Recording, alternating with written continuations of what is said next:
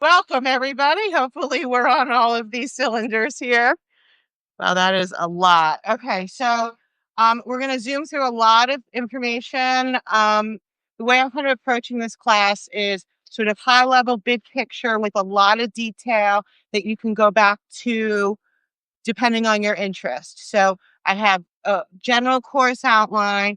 We have full sources that I've given you in terms of all the texts. There'll be handouts every week. And I'm also available through WhatsApp. We can do Q&A ongoing if you guys want during the week. And if you don't subscribe to my newsletter, it has all of my essays and all of the background information on this. It's all free. So if you just write your email on that sheet that's floating around, and I can subscribe you, and then you'll get all the information there also. We've got people from America. Hi, everybody. And from Canada. And South Africa. And from South Africa here in the room. And we have like a whole, I want to say United Nations, but that's not such a nice term anymore, right? Oh, yeah. So the whole globe is here. Yeah, the whole globe is here. And let me give you some background and sort of how I came to this. If you don't know any of my personal story, 10 years ago, I was legally blind in an electric wheelchair on liquid-only nutrition, left to die in the basement of a nursing home.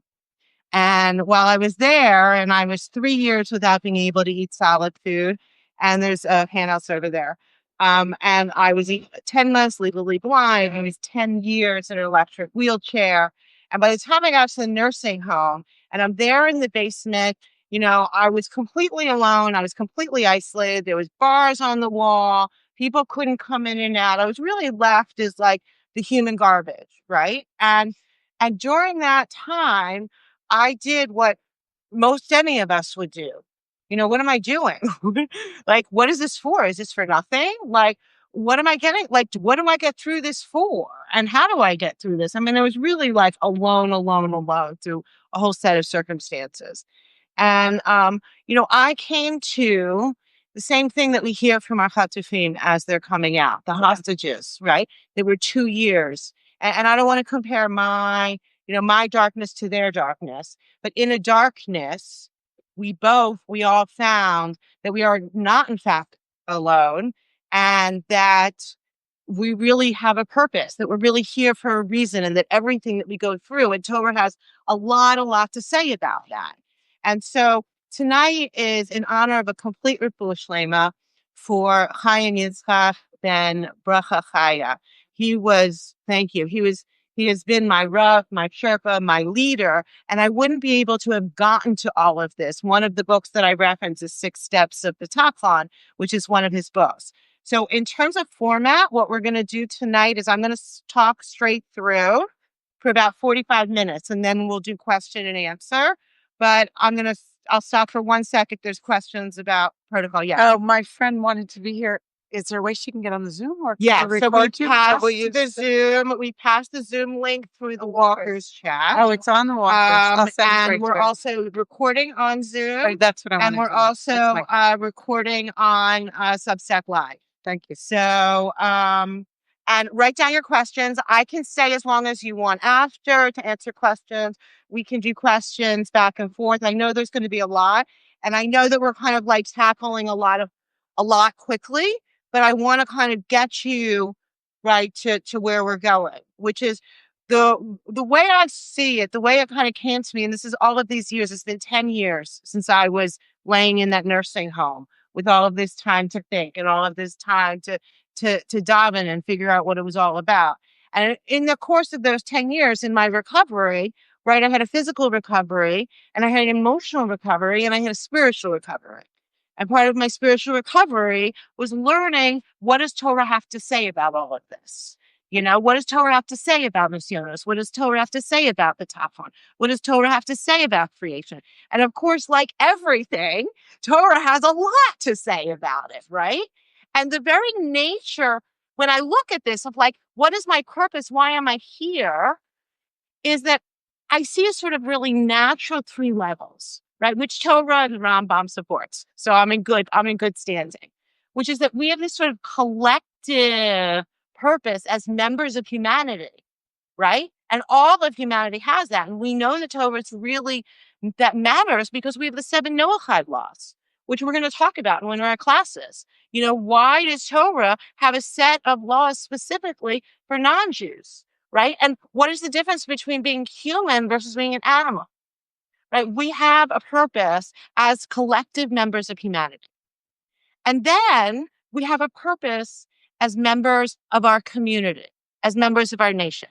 And for those of us here in the room, that's members of Am Yisrael, right? And so when Hashem created the world, he had Torah as his blueprint.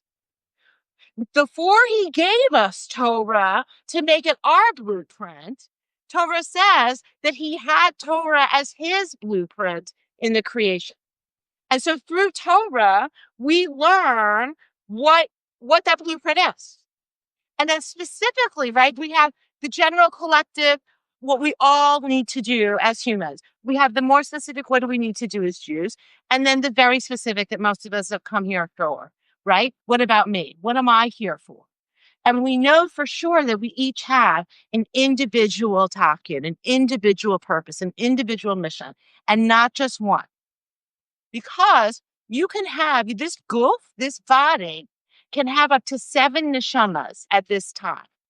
Because what happened was at the time of Matan Torah, at the time when Torah was given to all of the Jewish people, all of our neshamas, all of our souls were there at Sinai. You were there. We were all there, standing side by side. We accepted Torah, each one of us. And then through reincarnation and tikkun, ideas that we're going to be talking about, we come back in bits and pieces in order to accomplish different things, the kind of things we're going to talk about. And so, and if you think about this, it makes perfect sense. You say, but my purpose, my mission, when I was 25 and had a little baby, feels very different than me trying to figure out what my purpose is now when I had grandchildren who are older than that. And you're right. Because if you did your work when you were 23 and 24, the stuff you learned and the stuff that you grew through, that was actually real work. That was what one of your neshamas had to do. And now you're on to something else. So that's totally valid. The other is like understanding from how we were created, why were we created? The Rav Nachman of Breslov says that on your birthday, the day of your birth, was the day that HaKadosh Baruch Hu, that the world could not exist without you. That Hashem knew the world could not exist without you. And Rav Manis Friedman, who is a beautiful speaker in the Chabad world, loved him so much, he gave me one of my Rebbe dollars, says that just by the fact that you're here, that you've been created, there's a reason for it. Why? Because there is a creator. And if there was a creator who created you, then there's a reason for it. And we can say, oh my gosh, well, there's millions and millions of people. There's all of these things. But the Midrash says that every blade of grass has an angel, its own angel, whose entire job is to whisper, grow. Now, if every blade of grass gets its own angel for it to grow, imagine what each one of us has. Because Hashem wants us to grow. Because this was one of the reasons that we were created. And one of the things that we're going to look at during this course is a couple things. We're going to look at the Sfirot and how each of the Sfirot I've attached to a different one of the weeks in terms of a different purpose in creation. Because as I was looking through this, I was saying, wait, but the Baal Tanya says that we were created because Hashem had a taste, right? But the Ramchal says that my purpose is to try to be more and more perfect, knowing that I'm going to fail all the time. So why am I here? And what I sort of started to explore, and what we're going to explore together, is that they don't conflict. That there are different parts of our purpose, and through each of the reasons why we were created individually and as a nation and as a world, that from that we learn more about how to do our own purpose. Okay, so I want to just kind of walk you through the courses for a second so that you can see. So first of all, you see this big picture. Everybody, you have this at home also. Sorry, it's in black and white, but this is the 10th spherot. And this is sort of how we're going to be looking at this spherot. So next week, we're going to be talking almost exclusively about this stuff so that we can go deeper into it. I want to give you kind of an overview on why this is a framework, because it goes back to creation. It goes back to the moment before creation.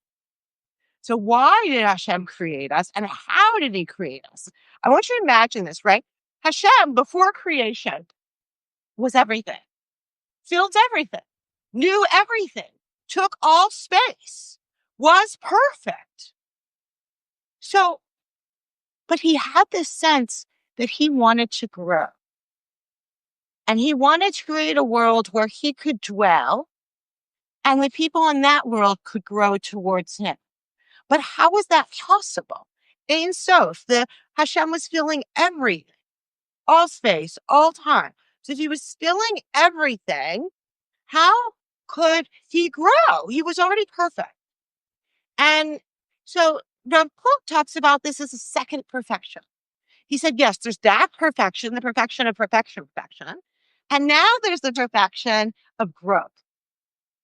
And Hashem valued the perfection of growth so much that he constricted into himself and made space. In what's called the Simsum, the moments before creation, Hashem pulled back to make space for us. And I want you to think about this because this becomes our model in how we have relationships with people. You know, like in modern day, people are always saying, oh, is he good for you? Do you feel good with him? Maybe they'll ask about how your inner child feels, right? Right? Right? Is it good for you? Is he good for you? But that is not a Torah question because what we want to do is we want to be godlike. And Hashem wants us to be godlike. That is our purpose here, is to be like him. And so what did he do? He made space. And so the question becomes, am I making space for this person? Are they making space for me? And in that space, are we growing? Right? That's the question. Start there with relationships. So Hashem pulls back and he makes space for us, right? And now there's like an emptiness. But how can there be an emptiness? How could he create the world if there was an emptiness? How could we function if we weren't connected to Hashem? So he took his divine attributes, these 10 massive amounts of energy and love. And then these are the 10 attributes, right? I mean, you know some of them, chesed, gevura, right? These bina and da, these attributes, and he put them into his kelim. And the kelim were coming down to the world to connect us. Only there was so much spiritual energy in these kelim that they shattered. And through the entire world, except for Mitzrayim, Egypt, sparks of holiness went throughout the entire world. And one of the things we're going to talk about later is this notion that's been twisted around of Tikkun Olam. That is a Jewish concept. The way it's told in the modern press is not, right? Tikkun Olam is the collection of those sparks. The completion is co-creators in this world. Another one of our purposes to go and collect the sparks and the Jews to hold those sparks of light and shine the way. That is Tikkun Olam. Personal Tikkun, which we're going to talk about, is our own personal repair, right? And that's like part of our process all the time, right? Especially those of us who are parents, right? We rip it open and we try to sew it back on all the time, right? For everyone we love. So it scatters and they broke, and there's these pieces. But each of these 10 attributes becomes a way that we understand how to be godlike. And then we have Torah, which teaches us how to act, right? And so these become our blueprints. And so what we're going to be doing is each week is going to correspond with a different sphere. And it starts from the head and the body, all of which we're going to be talking about next week. Then we're going to be looking also at sort of basic concepts and what we can learn about ourselves and how we live a more meaningful, positive life from each of these. So first, we're going to be starting this week is specifically about this idea of Keter, the crown, the divine will, right? At the end of the day, one of our purpose is to align ourselves with what Hashem wants. And for real, be'emet, like I'll tell you that on all of these different issues, my health, my money, relationships, like all of the hard stuff that really, where do I find peace? I find peace when I want what Hashem wants for me. Because we all have a portion, right? And if you think about the time of Ma, we were 40 years wandering around the desert. We had no food, right? We had no resources. And so Hashem gave this amazing, amazing food every day. But we could only collect what we needed for that day. And if we collected more for the next day, except for the 2 days for Shabbat, it's spoiled, right? Because we have a portion. We have a portion in this life. We have a portion. And so what it's really about is learning Hashem has promised to give me all of my needs. Like he's actually made that promise. He has said that he will give me and you all of our needs. So therefore, if something is happening and I think that like, I don't like what's happening, it's because I'm not aligned. What I want is not what I need. What I want is not what Hashem knows that I want, what I need. And so it's a realignment all the time. And it's also about a clearing of ourselves, right? In order to receive joy. And we're going to be talking about that during this course. Joy is a mitzvah. It's a commandment. It's a way of life. We need to be joyful. That is the difference between the rest of the world. The rest of the world looks for inspiration after, right? Somebody climbs the mountain and and like after, and then they're going to go speak and they're so inspirational, right? The Jews find joy in the middle of it all, with the pain, with the grief, with uncertainty. We find joy. We live. That is our superpower. And it's not just, oh, it's okay to be happy. No, it's a commandment to be joyful. You know, and as we live our purpose, as we find what I'm really here to do, then it's much easier to do that, right? Because I feel each day that I'm living the best version that I can be. And I see it, for example, like I'm a writer. I'm also many other things.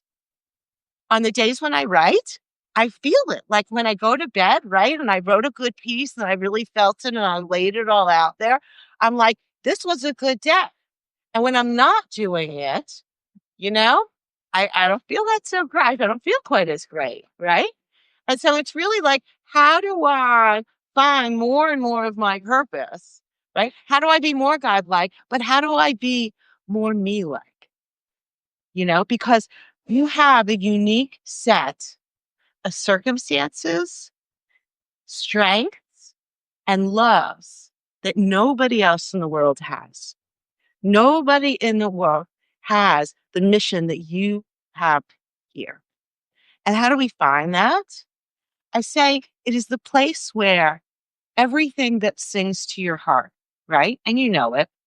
You know it when it's the thing you're doing or the thing you love or the people that you're meant to be around and your heart sings, where that intersects with what the world needs most from you today.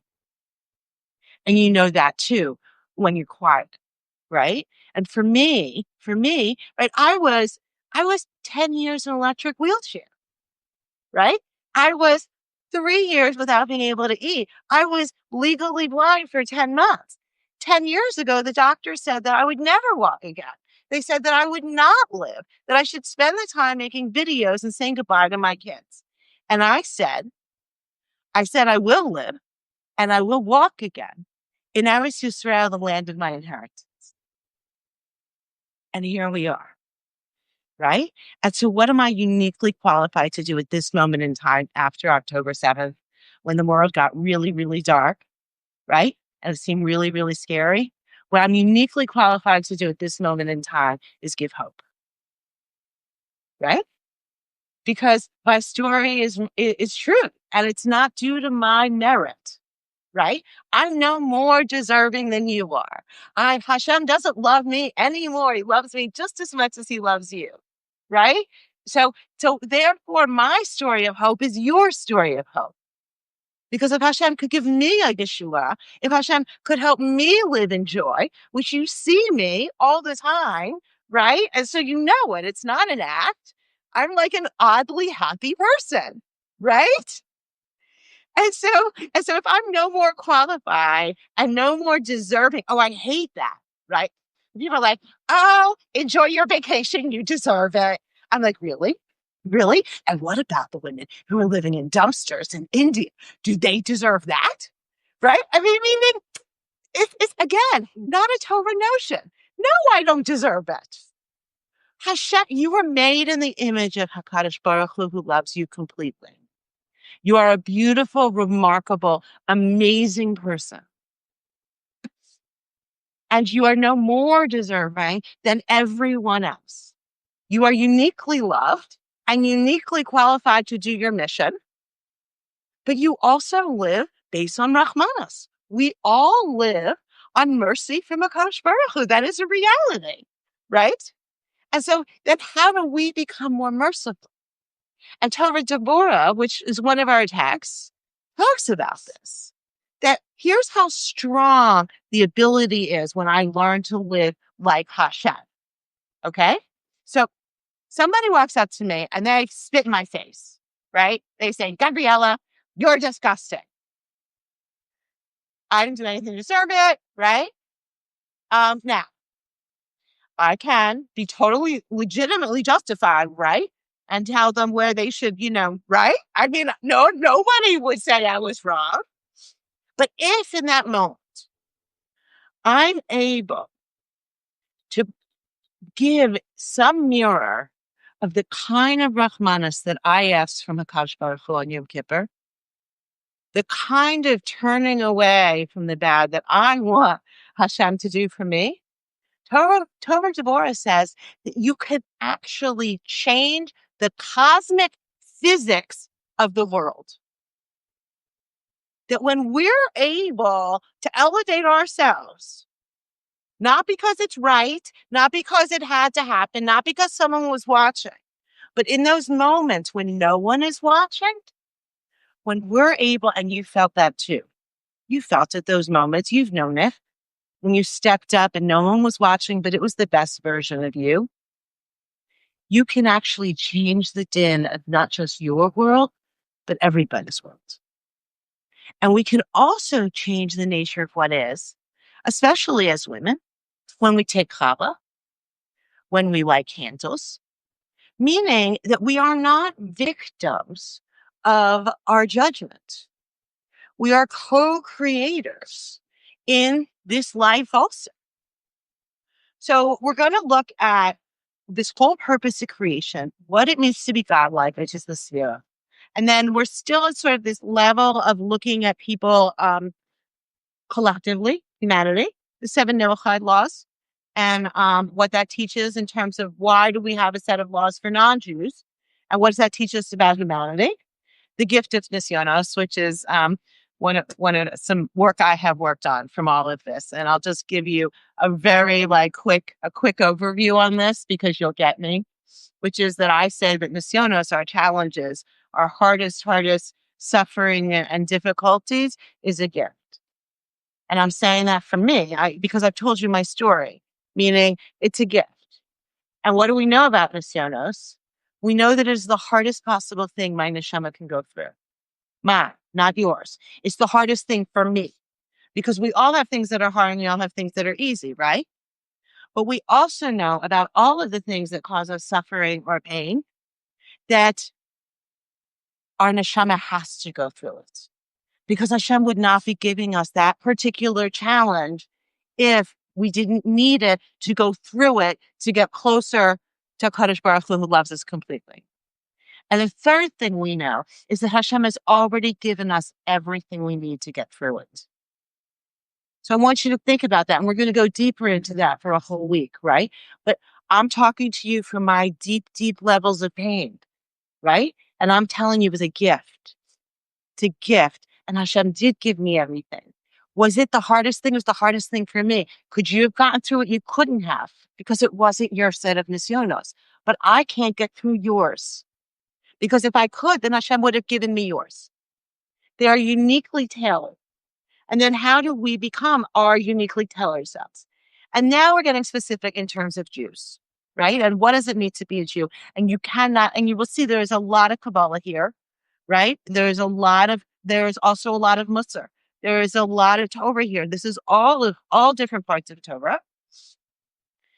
But at the end of the day, we do have our blueprint, and that is Hashem's love language. And Hashem's love language to us is Torah mitzvos, because it is a better way to live, because it helps us be the best version of ourselves, and because it helps the Jewish people live our unique mission.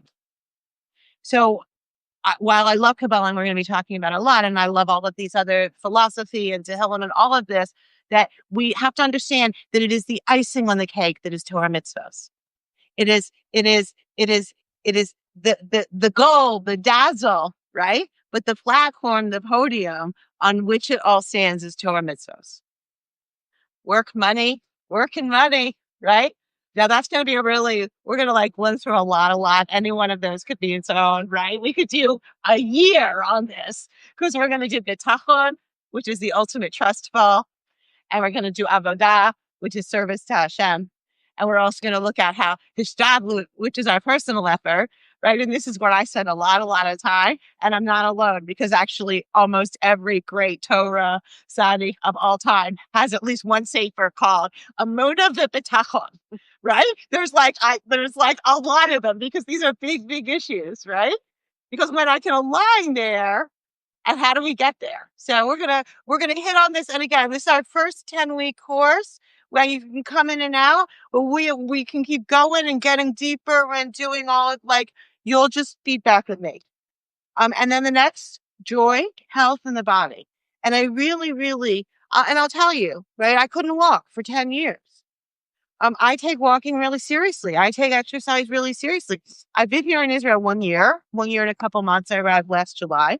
And I had lost 22 kilos, which is pretty awesome, right? Because I learned from the Rambam. Because of course Torah has what to say about it. How to have a healthy Torah-dic relationship with food. How to have a healthy relationship with exercise. I learned from the Rambam. I learned from Rafa. I learned from Torah greats who have a lot to say about this. And we're going to touch on it again. We can go deeper into this at any time, but really it's about preparing a vessel. Right? It's about preparing this vessel, my mind, my body, my spirit, right? Joy, physical health, mental health. These are 3 different toolboxes that Hashem gave us. And when people ask me, they're like, how did you get through all that? How did you do it? I say, we're given 3 toolboxes, right? I used them all.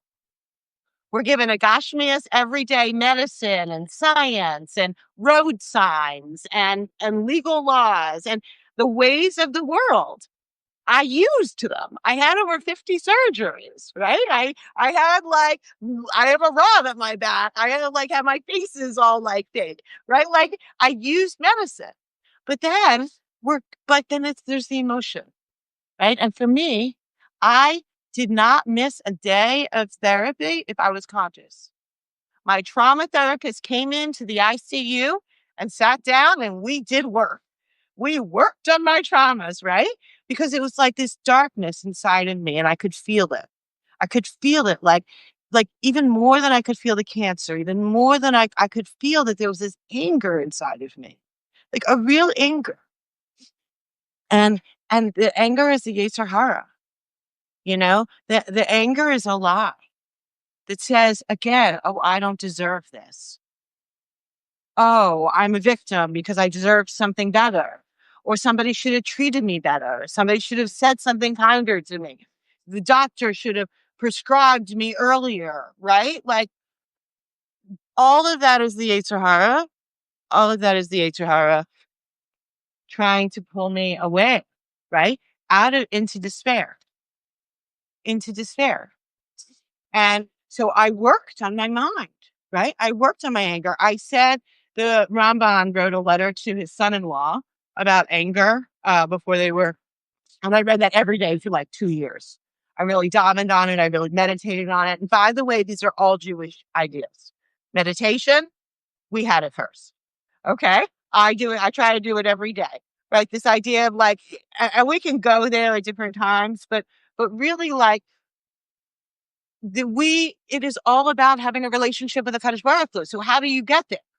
How do you get there? Sometimes in quiet, sometimes in real silence, sometimes jumping up and down in joy. Um, and and so it's really about how do we make ourselves a vessel. And I think that a Yatzar is just like one of the most important blessings. The blessing we say after we go to the bathroom, about keeping ourselves open, and it really, really reflects this idea of how do I make myself a vessel.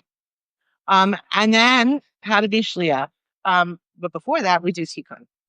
So tikkun is about, I mentioned earlier, tikkun olam is perfecting the world, our personal tikkun, and this idea of how do we perfect and how do we make things better.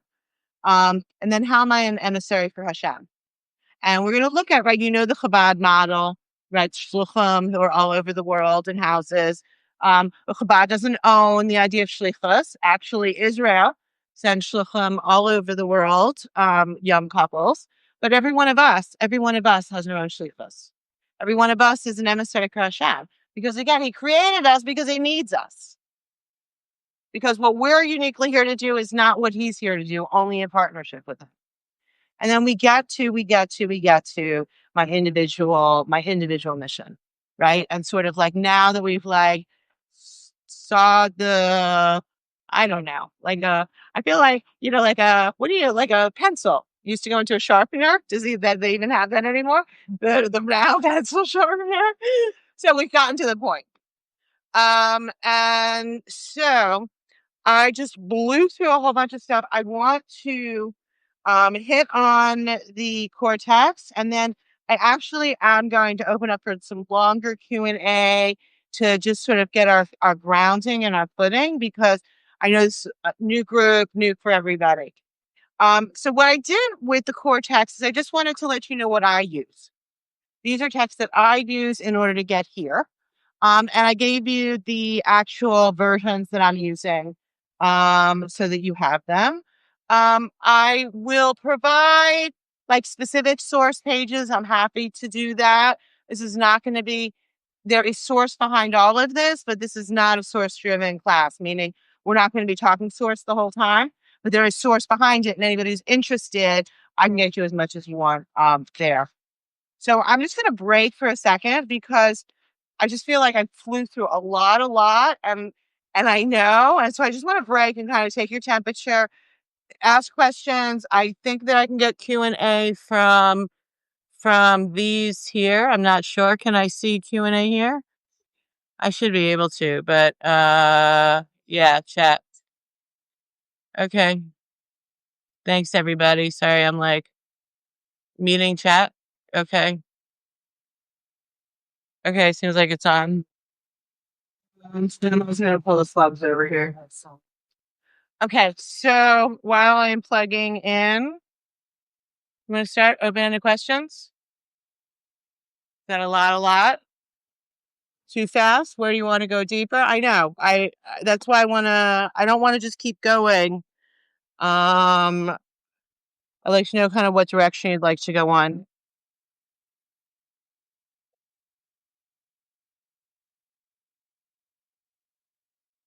Well, I personally would like to deal with anger.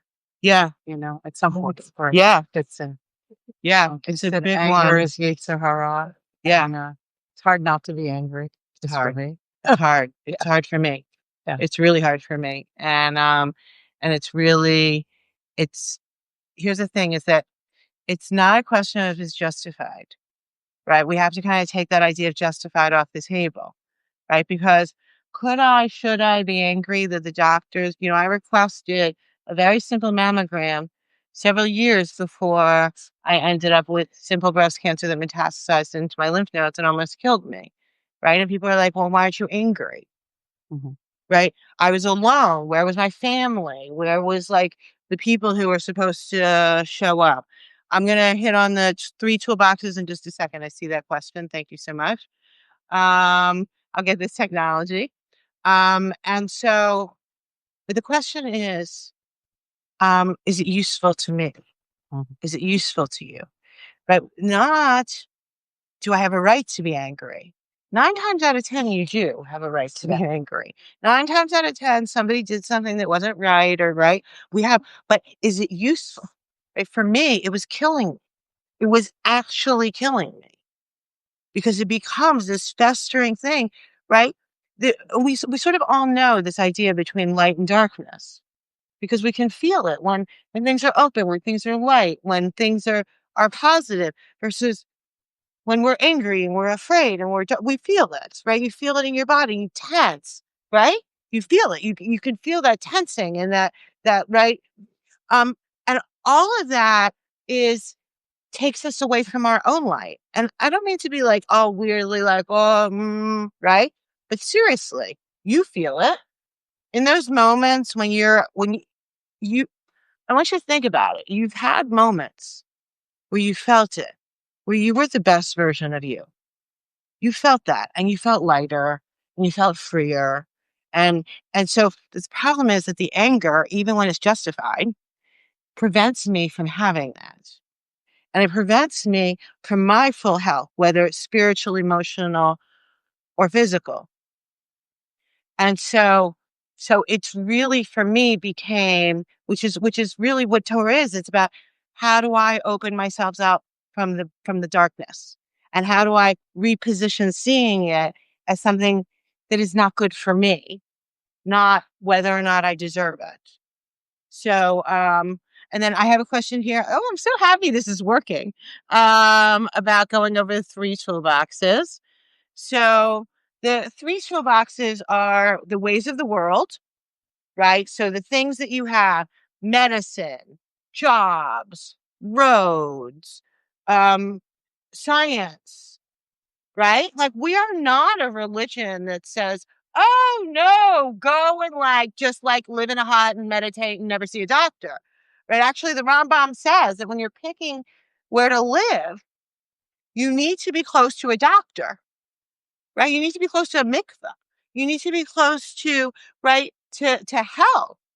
But then, so it's really all of the ways of the world that you know, your education, the Chat GPT, just double check. It's very anti-Semitic, but you can get some good, right? Like the ways of the world.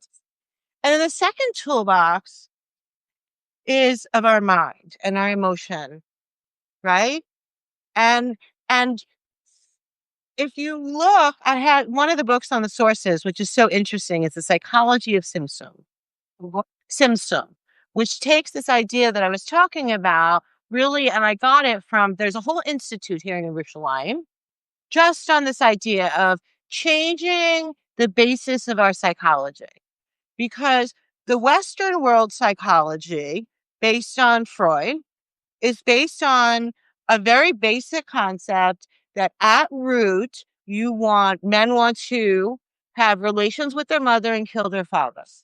And modern psychology, psychotherapy, for years and years and generations that have come into us, was based on this idea, which of course is not at all a Jewish idea, right? And so there's this whole institute in Yerushalayim and a book that I put on my list that talks about how our psychology needs to come from the Simsum. It needs to come from this contraction. It needs to come from this making space. That our ultimate pain, what is our ultimate pain? Galut. Our ultimate pain is separation. Our ultimate pain is not being close to our Creator. And we talk about this, right? When we mourn the loss of the Beis Hamikdash, the Holy Temple, right? We talk like that.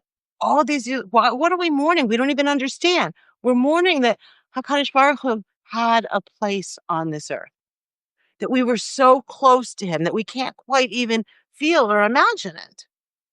But we can, and therefore, one of the purposes that we have is Devekus. And Devekus is a cleaving to Hashem. It's a connection. And you'll see Hasidim, they'll get up and they'll, at their tish, where they have the big meal and the singing, and they're by their Rebbe, they're really singing what the goal many, many times of the tish is Dvekus, is cleaving to Hashem, to create a way of Dvekus. Now, for me, I didn't even know what Dvekus was, quite frankly.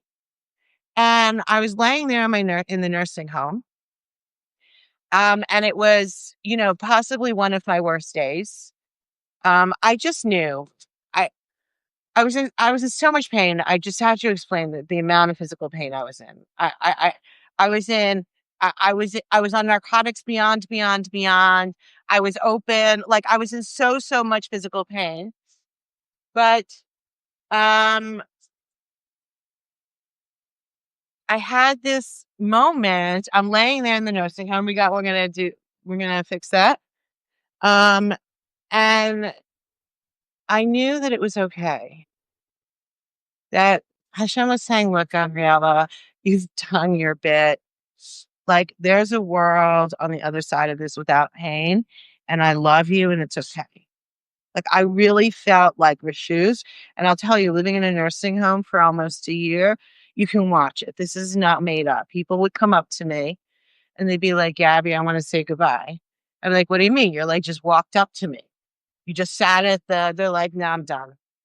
And I'm telling you, every time somebody did it, within days and a week, they were gone. Like, there is, this is not like weird mumbo jumbo. It is the way of life and dying. And I was living among the dying, right? And I felt a reshus. I felt a permission. I felt that it was okay. And the biggest impact it was on the other side of it. I saw that there was no pain. I saw that Hashem was giving me a world where there was no physical pain, and I just can't even tell you the amount of physical pain I was in. Right? It was just, um, and I closed my eyes and I saw my youngest child at the time was 11, and my older ones, like, one had already come to Israel, like, meaning they had kind of gotten settled, but this younger one, this 11-year-old, I couldn't, even in all of that pain, I couldn't find a world construct where her world would be better if I took Hashem up on his really gracious offer and called it quits. Like, I couldn't do that, right? And so I said to him, I said, "One more day. Let's just do this one more day." And here's what happens to me at that moment. At that moment, it was like a chuppah. The Shekhinah, which is like the spirit of Hashem, the female side, the side that we can connect to, the side that comes to us when we light our candles. The Shekhinah came there at my bed, and and I felt not alone. And for the rest of my life, ever since then, that was almost 10 years ago, I have never felt alone. And that was Dvekus. I didn't know what it was, right? It was after, when I was doing all this learning and I was trying to find out, I was like, "Oh, that's what happened. That's Dvekus." And that's one of the reasons we were created, right? To grow, to be godlike, so much so that we cleave to our creator. And then the third of the toolbox, right? If the first is the ways of the world and the second is the ways of our mind, the third is the ways of our spirit and of our neshama, right? And for me, people davened all over the world. Thousands and thousands of people said Tehillim for me. We added a name. My name was Gavriella. When I was unconscious, my Rav, who I dedicated this speech to, they had a siyum. And they added a name, and I became Gavriella Devora. And Makubals and people thought, meaning we did it all. We did it all. I didn't say no to a single pill. I didn't say no to a single surgery. And I didn't say no to a single prayer. Right? And I did my work of the showing up. Because 99% of the time, our work is in the showing up. 99% of the time, our work is in the showing up. When it's hard, when it's messy, right? So my kids were put into the system, my younger kids. And And without getting into their story of that, I just want to give you an image, which is my stomach after I had no evidence of disease from the cancer, started getting better. I learned how to walk again. Anyway, I lost my vascular up here, my blood flow. So they thought I was going to lose my arm. So they took a vascular system from my stomach, rebuilt my arm, and did some sort of like partial reconstruction of various things. But my stomach, where I had four babies from, didn't close. So it was open for 6 months. So like you could, like put your hand in and like wave it around um and so I'm there. So I just want you to picture this, okay? I want you to picture me. I want you to picture me because I was the person, and you know it. You're walking down the street, you're with one of your children or grandchildren, and and you go to pass somebody, maybe a little too close, and you put your hand on the top of their head, and you just kind of gently guide them across the street or to the other side of the sidewalk. Not to judge, but because what does the person look like? Because I had no hair. I was bloated. I drooled out of my mouth. I had liquid coming out of my eyes and my nose. Was shaking. I was in an electric wheelchair. I hadn't been showered very often. So I am sure that I smelled. I was in adult diapers, right? And I'm sitting in this old, right? And I have a narcotic. I have a narc knot because I'm on all these narcotics. I took them exactly as prescribed. Always. I never took it. But I became physically addicted as a prescribed patient to narcotics. So what did I look like? I looked like every other broken down drug addict who has no one to bathe them. And you don't want to judge me, but really, you don't really think about me as a me at that moment, right? You just think I'm just not going to teach the baby anything bad. I'm just going to guide them away, right? Because the person could jump out, because the person could spit, meaning I was a non-entity. I was a non-person. And yet, of course, I had hopes and dreams. Of course, right? And so in that moment, in that darkness, I was able to like actually find my own light. And I know that sounds like a little like trite, right? But but when we're able to stop blaming the world for our situation and able to understand that this set of circumstances was custom tailored for me. I had to go through that. And it's not so hard to figure out why, right? It's not so hard to figure out because you see me today. You see me today. I walk in Eretz Yisrael, the land of my inheritance. I hug people, right? I cook for the Miolim families, not because I'm so great, but because I'm fully alive, right? And one of the things we're going to talk about is chesed. And chesed is it's one of the sfirot. And it's one of our purposes. And I want you to imagine this. I want you to imagine where chesed comes from. Again, shift the idea from what you've been taught from the Western world and think as a Jew. Okay? So Avram Avinu, the first Jew, he gives himself a circumcision. He's in his late 90s, right? He's got no IV or anything else, right? It's hot. He's in the desert. It's so hot. They like open the flaps, and it's like 3 days. And 3 days is the most painful thing after everything. And he's there in the desert, and he looks out and he sees guests walking in the desert, and he's so excited. And what does he do? He gets out of his tent. He walks out of his tent to greet them. And that is chesed. And that is where we learn, how do I be the best version of me when I stop making it about me? Because when I get outside of myself, I hate when people come up to me, they're like, oh, holy kavod, well done, what a great day. I'm like, I want the bracha. I'm doing it because I get to be the best version of me. I get to give love. I get to live in love when I used to live in anger. Right? So it's a choice that I made. And so therefore it's a gift I'm given. And that gift goes to other people. But when that gift goes to other people, I get out of myself. Right? My problems, because I can't think about your problems when I'm in my problems.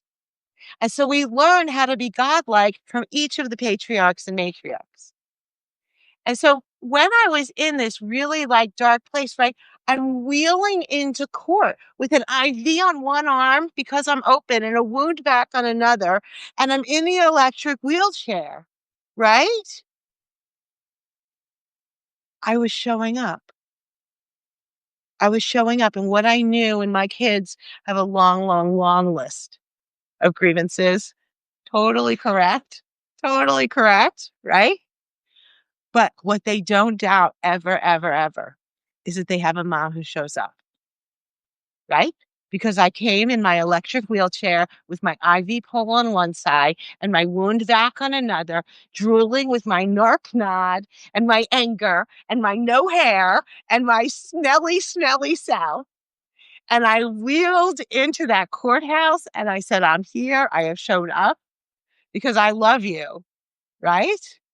And that's what Hashem wants from all of us because he loves us. And on Pesach, right? A lot of people hate Pesach cleaning. I love Pesach cleaning. I know that that doesn't surprise you, right? Why? Because remember there's an angel for every blade of grass that says grow, right? Think about the fact that Hashem cares about some little crumb, that he cares about a crumb, that he cares about how I act with his crumb. But really, in the weeks leading up to Pesach, I'm so joyful because I know that actually, yes, he totally does. And so therefore, I'm fully living in my purpose at that moment. This hit me. I was at a Shiva house here in Israel. And they were teaching me how to cut a cucumber the right way, the Israeli way, which was not the American way. It's much smaller and totally different. There's a right way and a wrong way, as we all know, of doing everything in Israel. And so I was taught how to cut the cucumber the proper way, which took a long time, but I figured it out after a lot of direction. So I'm there at the Shiva house and for like an hour, I'm cutting the cucumber. And all of a sudden I felt this amazing peace. I'm standing in Eretz Yisrael, a mitzvah. I'm helping at a Shiva house, a mitzvah. I'm like serving Hashem with like joy and contentment. Boom, boom, boom, boom. At this moment, I am completely living in a mitzvah. I am completely living the best version of myself.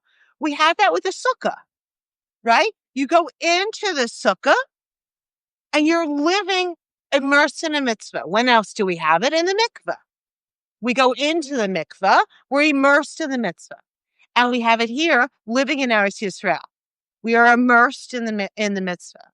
And so if you sort of imagine this idea of how do I immerse myself with positive? How do I immerse myself with good? How do I surround myself so that this bubble that I'm creating of my world, right, brings me joy and helps me feel more. We're going to end on time, so it's 5 more minutes. So I just want to check any questions that I have missed. 5 more minutes. So I said I would open you guys up for questions a while ago. Questions, thoughts, commentary, want to know where we're going with the class, what you'd like in between.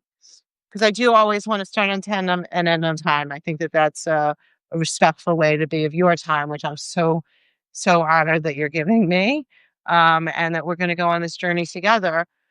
You can send me messages. I could set up a separate WhatsApp group for this class if you guys would like. Did everybody sign that sheet with your email? It should have your name, email, and WhatsApp phone number. And other things, I just want to open up to a question so that you don't feel like you were missing something. Yeah. So this looks like it's a document There's links and is that correct? No, those are underlines of the titles of the books. Yeah. Yeah. But if everything, if you sign up your email, will through the newsletter, you get everything electronically also, and also through WhatsApp, so that you can go and I did show you the specific. I didn't give you a specific for the Rambam, but I gave you a specific for every translation, the ones that I use, and sort of why. What sheet and resources? Okay. So there is handouts every class. These class, for anybody who they're asking me electronically, you would have gotten this in your newsletter from Substack, and if you didn't get it from Zoom, but you have. Let me just show everybody. You have this, which is the 10th Sphira. And when you're looking at this, you also see it says constriction versus expansion. The Sphira actually go that way. So on the left, you have, if you look at like the body, so on the left where you have like Gavura, it's like constriction, it's hard, it's like harshness, it's strength. And then on the opposite, chesed, which is this expansion, this love. And in the middle is Tiferet, which is a balance, a beauty. And so we're going to be looking at the Sphira from that vantage point also. Then you have these sheets here, which is the course curriculum. And then you have the sheets on sources, which is Cortex. And those are the sources I use. So I am going to end on time. I can say and answer any questions privately. I can answer WhatsApp. I'm so I don't take for granted. I don't take for granted that you're giving an hour of your time and trust, and that you're going on this journey with me. And I'm really, really honored. And I just want to thank you so much. Thank you.